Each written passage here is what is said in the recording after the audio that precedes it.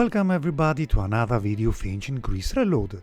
Today we will talk about the famous Atalanta, the famous heroine and one of the Calydonian Boar Hunters. By the way, if you like the video, please hit the like button and subscribe to our channel so as to stay tuned for upcoming videos.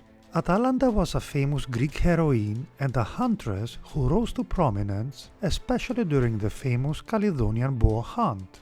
So great was her fame that both Arcadia and Boeotia claimed of being the birthplace of the famous heroine. Atalanta is commonly said to have been the daughter of Iasos, a son of King Lycurgos of Arcadia, and Clymene, daughter of Mineas of Boeotia. Others tell of the father of Atalanta being Schines. The father of Atalanta wanted a son, and so when his wife gave birth to a daughter, Atalanta's father took the newborn baby into the nearby forest and abandoned her there. The most likely outcome of such an event was for the baby to die of exposure, but as with so many tales of Greek mythology, the baby Atalanta did not die, for the goddess Artemis had observed events and intervened. Artemis sent forth a she-bear to suckle the baby. The baby was eventually discovered by some hunters in the forest, and they took Atalanta away with them, raising her as if she was one of their own. Atalanta would grow up amongst the hunters, and was trained by them in their ways. Thus, Atalanta was, at an early age, able to hunt, run and wrestle, and Atalanta would grow up in becoming better than any of the other male hunters that she lived with. Despite growing up with so many men, Atalanta decided to remain chaste, taking an oath of virginity, and she became a devotee of Artemis, the goddess who years before had saved her. Subsequently, a prophecy was made by an oracle that disaster would befall Atalanta if she lost her virginity. Atalanta's chastity was soon tested though, for one day in the forest she encountered two centaurs named Rhicos and Ileus, and as was the barbarous nature of the centaurs, as a whole, Rhicos and Ileus attempted to rape the heroine. Atalanta was not defenseless though, for she had with her a bow and arrows, and so Atalanta shot and killed the two centaurs. Atalanta's reputation as a great hunter, runner and wrestler now spread across ancient Greece. Later versions of the Atalanta myth have Atalanta present amongst the Argonauts, as they traveled to Colchis for the Golden Fleece. More famously though, it was said that Jason prevented Atalanta going aboard the Argo, for fear of the destruction that Atalanta would cause to the other male heroes. Nevertheless, Atalanta would be present in Iolcus when the Argo returned to the city after the completion of the deadly quest.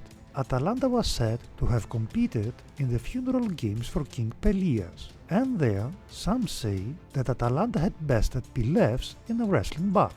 News would arrive in Hercules of trouble in Calydon, where a monstrous boar was ravaging the countryside, and a plea had been sent out across ancient Greece by King Oeneus for help. Many of the heroes competing in the games left Iolcus and headed for Calydon. Atalanta was one of them, as was Meleager, the son of King Oeneus. In Calydon, Meleager was put in charge of the assembled heroes and hunters, but even before they set out, Meleager had to deal with a dispute, for Toxephs and Plexippus, the uncles of Meleager, objected to the presence of a woman, Atalanta, in the hunt. Meleager, though, was infatuated with the heroine and would not leave her out of the hunting party, and indeed it was probably a good thing that Meleager agreed to Atalanta being one of the Calydonian hunters, for it was Atalanta who was said to have inflicted the first injury upon the Calydonian boar. Subsequently, Meleager would inflict the killing blow, but instead of keeping the prized coat and tusks of the boar, Meleager presented them to Atalanta. The uncles of Meleager would object vigorously to giving away of such a prize to Atalanta, and during a dispute Meleager was forced to kill both of them. This though would result in the death of Meleager, for his own mother threw an enhanced brand into the fire, ending the life of her own son. Atalanta would leave Calydon, deeply upset about the death of Meleager, and later on Atalanta would hang her prizes in a sacred grove of Artemis in Arcadia. Eventually, Atalanta would be reunited and reconciled with her father, Atalanta's father could have wished for no better child, for certainly no son could have brought more prestige to the family. Atalanta was now of age to be married, and so her father believed that he must find a suitable husband for her.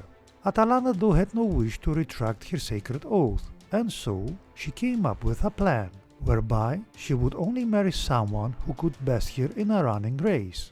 Those who tried to beat her and failed would be executed, with some saying that it was Atalanta who killed the failed suitors. Many potential suitors of Atalanta were dissuaded from trying to marry Atalanta because of the fear of dying, but many more believed that the reward outweighed the risk.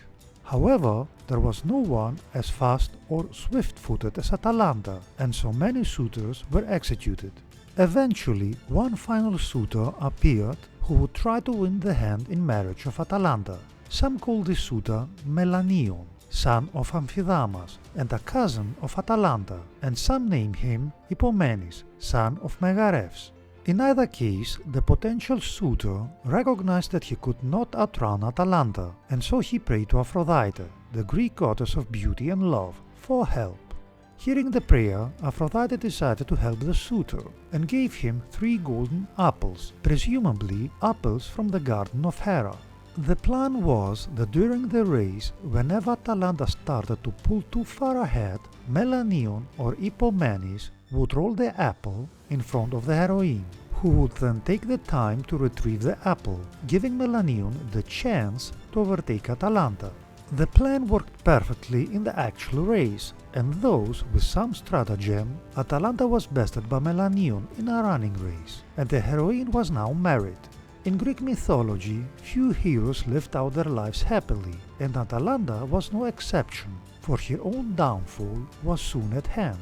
Melaneon overlooked the help that Aphrodite had given him with, and neglected to offer up the expected sacrifice to the goddess. This, of course, angered Aphrodite, who would have her revenge and caused Melaneon and Atalanta to consummate their marriage in a sacred shrine dedicated to Zeus.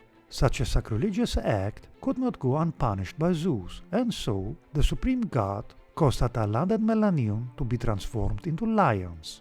To the ancient Greeks, this was a poetic punishment, for it was thought that lions did not mate with each other, but mated instead with leopards.